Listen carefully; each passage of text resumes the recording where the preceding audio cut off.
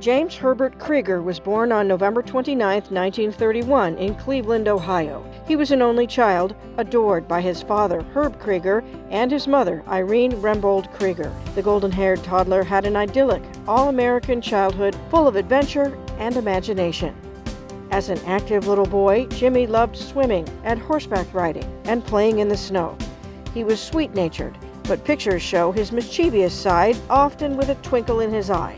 Jimmy once organized a museum in the basement to raise money for charity. He was a gifted student who loved to read. When Jimmy was 12, tragedy struck, and he lost his mother to cancer. He later developed a strong bond with his stepmother, Stella Qualiato Krieger, known as Set. And Set brought him into her large Italian family, which included his cousin Jeanne. Well, Jimmy was like a brother to me. He ended up with 3 mothers, as I did. Auntie Ada, Aunt Set, my mom, Jimmy, and I. And those 5 did things together, so we had a lot of fun that way. Herb made sure Jimmy kept in touch with his mother's side of the family as well. And he would write the cutest letters to my father. And he tells about what's going on in his life as a child, 10, 11 years old probably. And he told my dad about a harvest festival where he won a ribbon. He was excited about a doubleheader baseball game to watch Cleveland play Chicago. Uncle Herb probably took him. I do remember he was good looking. And my cousin Christine and I were little girls, and we would get together and run through the living room and give him a kiss, and then we'd run out the other door and giggle some more and run back in and do it again because he was so good looking. Jimmy sang in the choir and graduated from John Marshall High School in 1950. He earned a Bachelor of Science in Chemical Engineering in 1953 from Case Institute of Technology, now called Case Western Reserve University. Jim then took a job at the Portsmouth Gaseous Diffusion Plant in Portsmouth, Ohio, where he trained men on how to operate the plant. His draft deferment ran out, so he spent 2 years in the Navy, editing a training manual for people who were expected to serve on atomic-powered submarines. He was honorably discharged in November 1965. Jim spent the next 5 decades as a journalist at Chemical and Engineering News, the weekly news magazine published by the American Chemical Society. He started in the Chicago Bureau, but soon moved to Washington, D.C., his adopted hometown, for the rest of his life. We were colleagues for all those years, several decades. Sometimes Jim was a writer and sometimes he was an editor. Our organization had a large meeting in different cities every 6 months. And so the 2 of us often ate dinners in these cities that we traveled to. Jim was enthusiastic, very even-handed, very intelligent, and he did a very good job in what he did.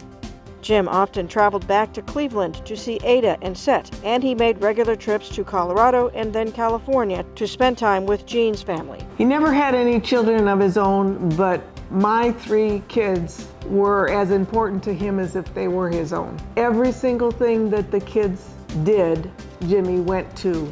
I would describe him as one of the most important people in our family. He was always there. He was a constant presence in our life. Over the years, Jim traveled the world. He even rode an elephant in Sri Lanka and loved to tell the family all about his latest adventure. I mean, he was a very influential part of my life. I would say he exposed me to opera, art, travel, good food, interesting stories from around the world. Later in life, he met Judy Agard, who became his constant companion for 22 years. He was a great guy. And we had so many things we liked together. We went to the theater together. We went to the symphony together. He convinced me to join this group of opera fans who traveled around to different operas in different cities. And we had the same interests. And so we would read the same books and read each other back and forth articles from the paper. Judy bought the house next door, and they enjoyed retirement together. He was a good man and funny and interesting and willing to go places and do things. He was really loyal and supportive and interested in me and my family. I really appreciate his integrity, and he just had such a wide range of interests and so much knowledge. It was just fun to talk to him. He was very smart. He was very funny. When he got started on a story, it took a while. Yeah, and he had a lot of stories to tell, and he loved telling them. He was also a great photographer, and he was getting involved in computer graphics. And so he made his own Christmas cards and pieces of art. He just loved doing that. He would do that for hours at the computer, and the designs were beautiful.